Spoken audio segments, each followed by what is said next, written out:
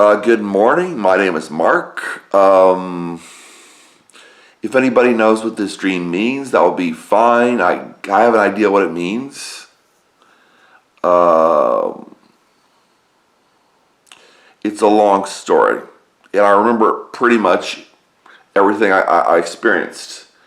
It is September 20th, 2019. 2019, September 20th at about 3 o'clock a.m. It was a very weird dream. I went to an abortion clinic and I said I want to buy a baby. And I guess I bought one. I think I already paid for it, but for some reason I was thinking about the price. Maybe I couldn't afford it or something. It was an expensive price. I think the price ended up being $45 for one baby. And he told me it was on Broadway, which has to do with Jesus. He told me the babies, the aborted fetuses, were on Broadway, and he said I think he said it was a mile and a half from the store, and it was like a big mall, but it wasn't very colorful. It just kind of like an office building, kind of just blanched and white. So I started out walking, and it was night. And as I was walking, I found another man. He said he also wanted to buy a fetus, a baby. You know, I'm pro-life for sure. I'm just pro-life. You know, I don't like to be bitter about it. I see a lot of people, I'm thinking, you know, you're pro-death because, you know, you hate people. And I just think, you know, I don't see how you can, quote unquote, be pro-life and then hate people so much. You say you love children. I don't believe it. If anybody knows what the dream means, I'd like to know. I think I pretty much know. So we walked about about a mile and a half, and I found somebody else, another man, three men, me, I, and two other men going to buy or pick up fetuses, aborted fetuses. And we got there on Broadway, and it looked like another mall or something. I think it would look like another mall. Yeah, it looked like another mall, kind of like a very blanched and sterile, like humongous high school or something.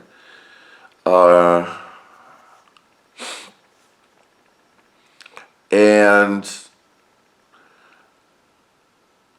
I asked the first man, I said, what will you do with the aborted fetus? And he said, I don't know. He said, pray over it. So all three of us, well, the two men got together and they were praying over the aborted fetus. And I came and walked up. I was mostly coming up for listen to the prayer, not so much to pray. And they prayed over the aborted fetus. And I had a video camera and I was taping it. I was recording it. We don't say taping anymore. You know, I'm not young. At least some people will call me young. I've been called young.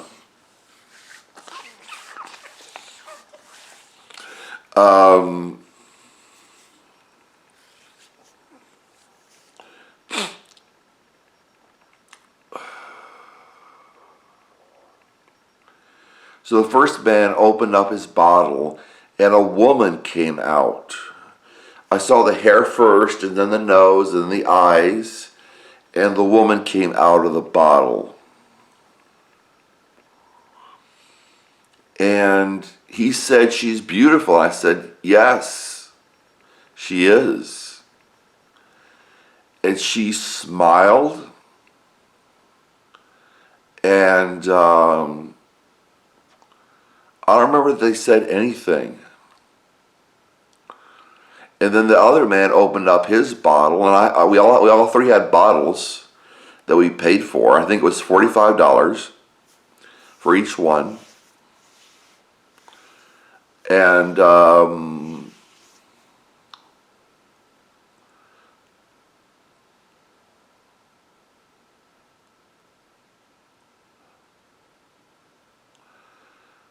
another woman came out, just the head and maybe the neck, but there's kind of like a very little flesh on the neck. Because it fit through the neck of the bottle.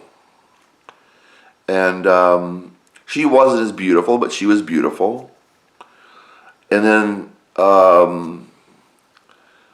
the man started making a video. I had a video camera, he had a video camera, the first man. And he was making a video. He said, if you're in trouble, contact me. He wasn't talking just to women. He said, I can meet you in court. I can meet you at a restaurant. And so there were two women coming out of the bottle. Their hair was wet, and then it just dried. I think it dried.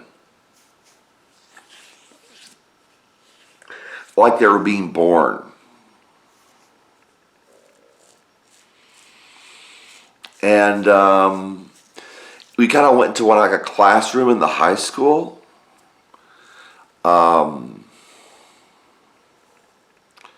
And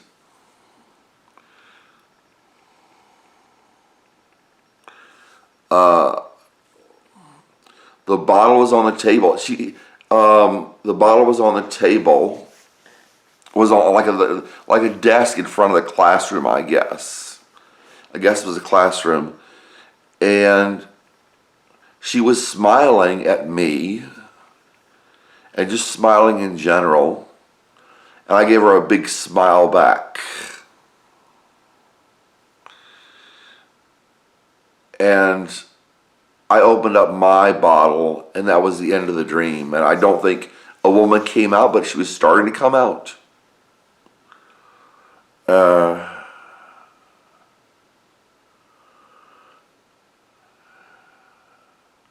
But the first man made a video about trying to help people. And he said, I can meet you anywhere. In court, in a restaurant, in a coffee shop, something like that. I don't know, don't remember exactly. And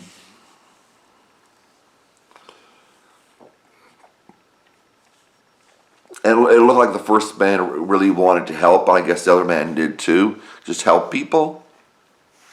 Not particularly women only, but he just wanted to help people. That was pretty much the dream. It was one weird dream. And in a way it was disgusting. I mean, I think a lot of people would say, oh, that's nice, you know, these people, these women were loved, and I asked the first man, I said, what will you do with the baby? And he said, I don't know, pray over it. But there were regular wine bottles. There was a label that had small writing on it, just like it says it contains sulfates or something like that, and made, the demarcation of where it was made. And there were dark bottles, and you couldn't see what was in them. But yeah, I'm pro-life.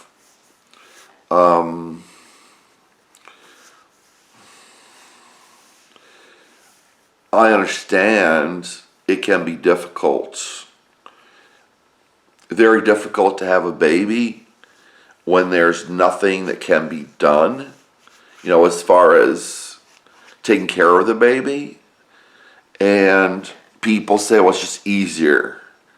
I understand it's a lot easier, especially if somebody has a baby and they don't know the father anymore. It's tough.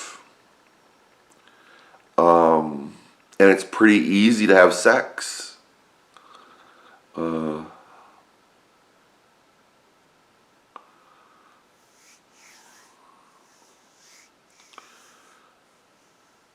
But I also heard a story of a woman who had an abortion. I think she had an abortion or something, and she said, "Well, I just can't afford to feed another face. I just don't have the money to afford another child. We had to have an abortion." And so this man said, "I went to her house." This woman that couldn't afford to have another child, who had an abortion. I think this was the story. I think that was the story. And he said, "I understand. I understand." He said, "I don't agree with abortion, but I understand." He went to the house, and there were two BMWs parked in front of a gorgeous, large house. And he said, "Are people out of touch with reality here?" So that was a different scenario. He's just saying, "Huh? You can't afford another child? You had an abortion. You can't afford another child? You have two BMWs in the driveway?" No, actually I think of something else. She said, "I can't afford to stay with my children." She said, "I can't afford to stay home with my children." That's what it was. "I can't afford to stay home with my children. We just need the money. There's nothing we can do. You know, we can't cut corners or anything. I just can't stay home with my children. I have to work." The woman said. There were two BMWs in the driveway, he said, and it wasn't abortion. It wasn't about abortion. It was about a mother working, and two parent income, and the mother was working, and she said, "I just can't afford to stay home with my kids." Two BMWs, gorgeous house, a good neighborhood, and it was interesting. I thought, wow. I think the author, I think it was an author, said, "Wow, it's obvious this mother's children," and this was someone who didn't have an abortion apparently.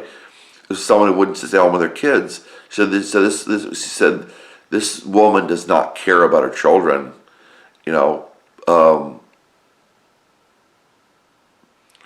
because she's making excuses and she has the ability to stay home with her children. Okay. God bless. This is Mark. If you're up now, get some sleep.